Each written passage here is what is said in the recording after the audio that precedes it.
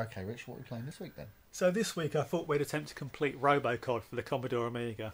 Now this is the first Amiga game we're doing for the channel because I only recently replaced my broken Amiga for Christmas. Unfortunately this Commodore Amiga doesn't work that well either. It has a few, it's already given me some problems with glitches, but it seems to play Robocod okay apart from the score, which sort of flickers a little bit.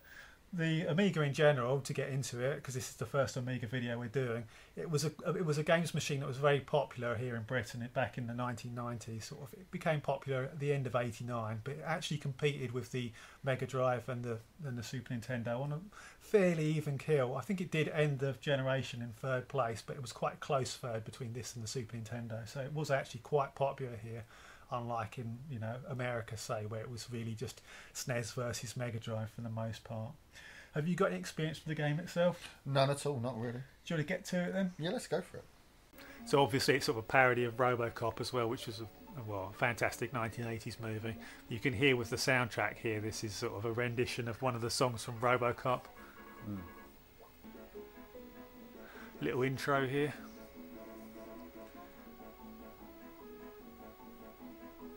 This is actually one of the few games that's set during Christmas. I actually tried to look for Christmas games once, but there's just this and like only a handful of others really. I would have played it before Christmas, but unfortunately obviously didn't have the Amiga at the time. Sort of product placement yeah. Right there. Apparently it was very good for McVitie's as well. Apparently Penguin sales went up quite a bit after this game was released, like immediately. Damn. So the main thing with this game is that you have this stretching mechanic, and it allows you to explore the levels a little bit. So if you stretch up and you hit like a ceiling, he actually grabs hold of the ceiling and then pulls himself up. Okay. You can then like shimmy along and such. Yeah. But other than that, well, it's basically your Mario style hop and bop really. So you bounce on the enemies' heads, and you can actually do more damage by holding down on the controller. So you do more damage like that, and you can actually sort of side attack enemies like that as well a little bit. It gives you a little bit more room to do it. And it stops you from bouncing as high as well.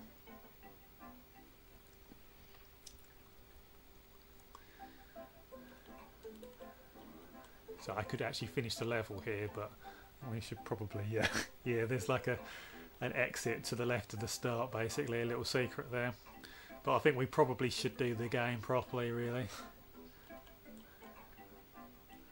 You see here this mechanic, see? Yeah. You need to use it there. Really, this section's sort of a training level, really. Not anything special. Your health is down there. You see the green little and the there? lives are how much in his hand? Yeah, his fingers are the lives. And that's actually something that's important in this game because you can't go above 4 lives. Right. So they give you hordes of lives in the game. But after you've got the 4th, it doesn't matter. And the other thing to remember is that some stages require you to get the penguins first before they let you leave. You know, a lot of British games did that actually at the time. Very sort of surreal, this game, isn't it? This game really represents a certain time in sort of British gaming history, really. A certain way of making games, a certain way of making them look as well. A lot of this was based around the Amiga hardware itself because it had like a 32 colour limit, generally without tricks. But they could also do this thing with the coloured bars in the background to add more colour to it. Yeah. Which was often used quite well for like sunsets and such. Yeah, here in Britain, Nintendo didn't really have much traction until quite late. Because obviously the NES, it was less popular than the Sega Master System and the Commodore 64 and such.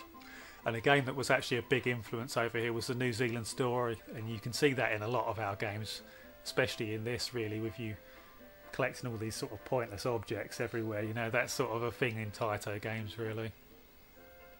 And that carried over to a lot of British platform games. But not only that, but you've got these big labyrinthine levels as well. You know, instead of them being quite linear, they're just huge areas that you've got to explore. Yeah. Boss. Yep, he's not anything particularly tough or anything. He says.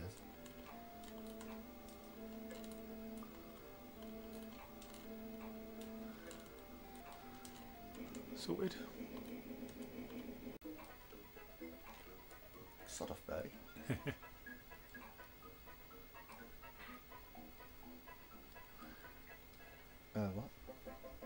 of bonus section. The first James Pond game was all like this, with this sort of swimming mechanic going on. Is he swimming? He's a fish, but he's like standing upright in water. That doesn't make sense to me. I'm going to do it because he's annoying me. I keep forgetting to press up. Yeah. We might lose all our lives here. We might lose all our lives, that's all I'm saying.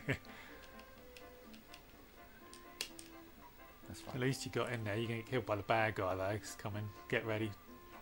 That's it. No faith. Hit that. There you go. Which way? Keep going that way,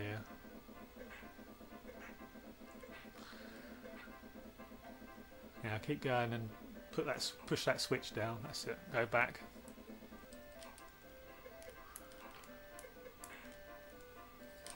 That's it. That's Are they pigs? I think they're fish, to be honest. They are fish, but are they pigfish?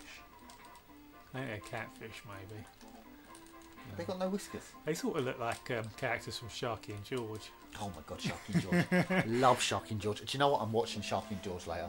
Yeah? Oh, I love Sharky and George so much. Show it to your kids. I did watch it back in the day. Loved something it. I quite liked. I don't know if it stands up. Of course it does. Classic. This is one of those sections where you really want to be doing it like this, because he actually just stays there otherwise. Prick. So you walk over to here and he stands there, you know.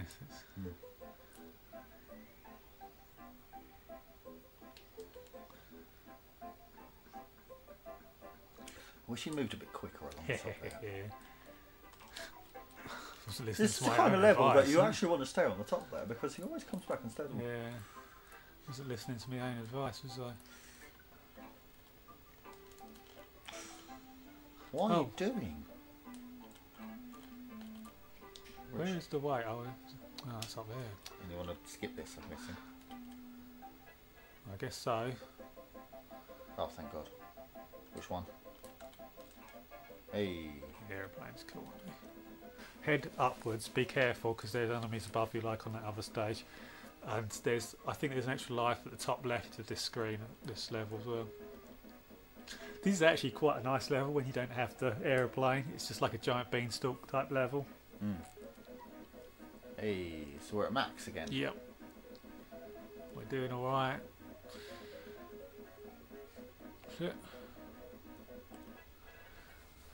This is one of the things actually with this. The more you know the levels, the sort of more vehicles and such you get through the levels with, you know, the easier the levels get. So that's sort of some. Oh, fuck off! That's my plane. Fuck off! That's my plane. That's a somewhat rewarding aspect.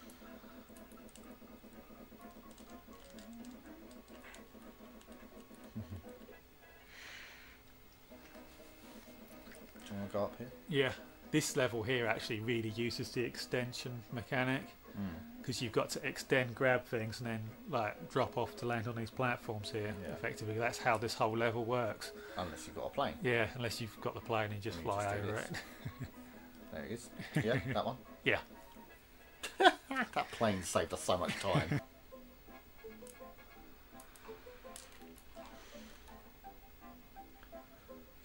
Annoying one. Is this the last boss? No, we've still got two bosses. This is one of them here. Only the specific reflection one actually hurts you. Alright. And everything's reversed, I think. Yeah, you're doing this. I'm not touching this. Sometimes this can go easily. It's when you sort of get confused about who's attacking who that it sort of becomes more of a problem. Yeah. And those are annoying as well, those moving platforms, because they can sometimes grab you when you're trying to attack it. You have to time it well, don't you? So, right now. Yeah. That's it. Oh, well done. We're coming to the end of the game now, actually.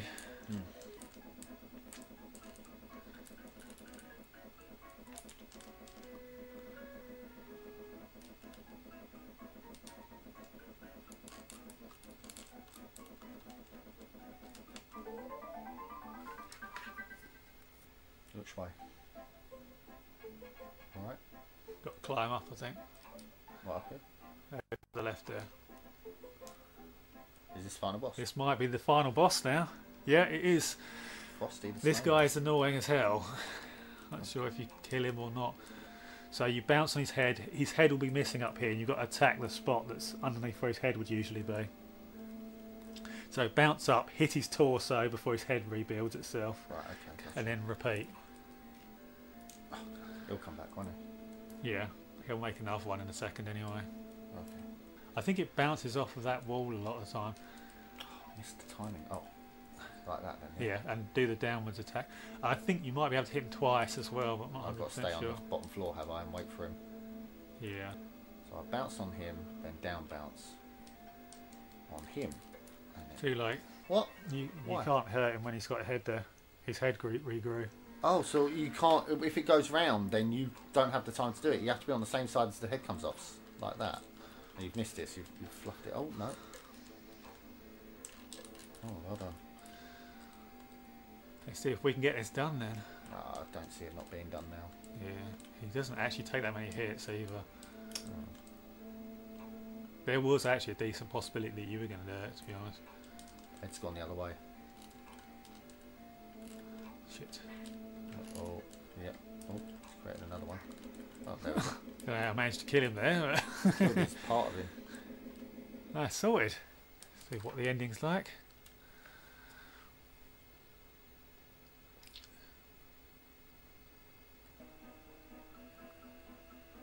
Father Christmas gives you a hand. Or a sack.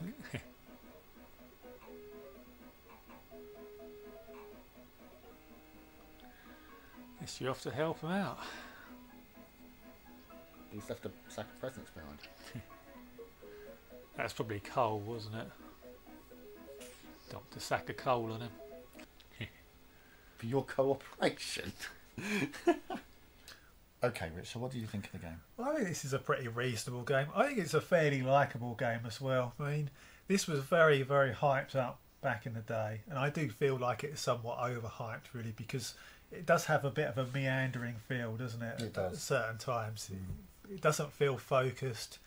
It feels a little bit overlong, but it's got a somewhat interesting gimmick with the stretching, and it's fairly rewarding to search through the levels and find all of the little hidden secrets and such. I think that is probably the best thing about this game, really, isn't it? I think meandering is the perfect word. Yeah. It does just go on and on and on. Yeah. You know, it is a bit too long. Yeah, I think in fact this is one of the only games where I would say if they'd cut like 30% of the levels out, they could have cut out the 30% worst levels, and what they would have been left over with would have been like a much more sort of cohesive and an entertaining experience.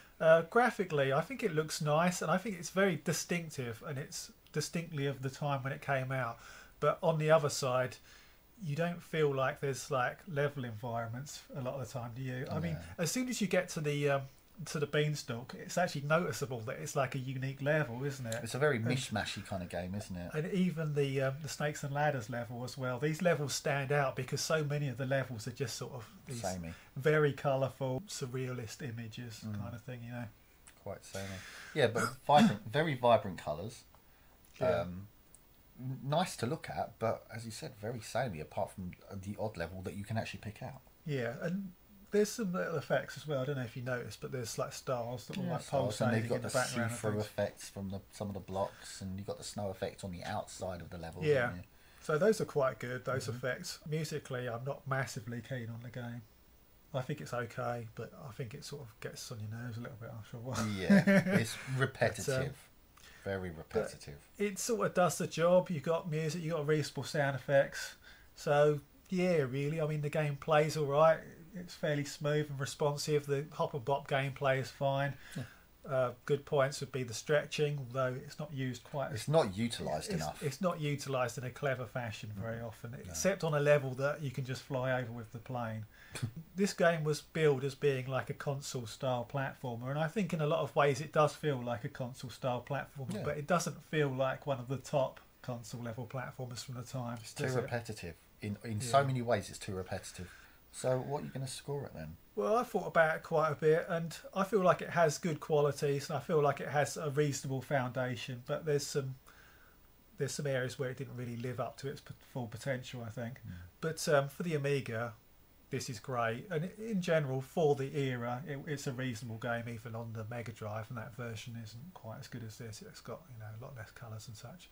So with that in mind, I'm going to give it a high 3 out of 5. I think I would give it around a 78% if I was doing, you know, 100% scores. So what do you reckon then?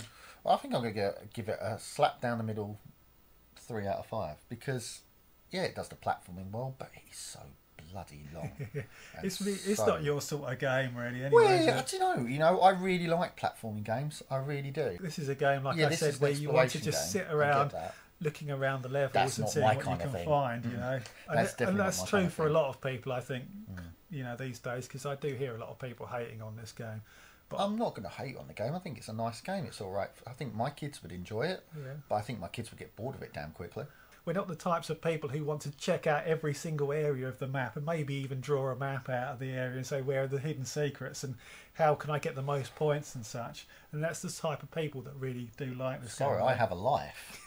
That's the only reason I'm not. I've got other things to do with my time. We've got to remember there's a difference between us reviewing this in, you know, 2020 and playing it back in the day when you only, maybe when you're like, you know, a child and you might only have 9 or 10 games. You might have a summer holidays where you want to just sit, find something to do. You might play for this sort of game. So it's more of its time in that respect as well, you know. Okay, guys, that's James Pond 2 Robocod for this week. Quite a good game. Yeah, I think it's a pretty solid game. That's how I would refer to it. You know, I don't think it does anything terribly. And at the time as well, on this system, they were sort of lacking in platform games. So I think it filled a void quite well. Yeah, agreed. Anyway, guys, if you liked it, like the video, give us a comment and tell us what you think, and hit that subscribe button because we're always releasing great new content like this. And we'll see you next week with another game, guys. Take care. See ya.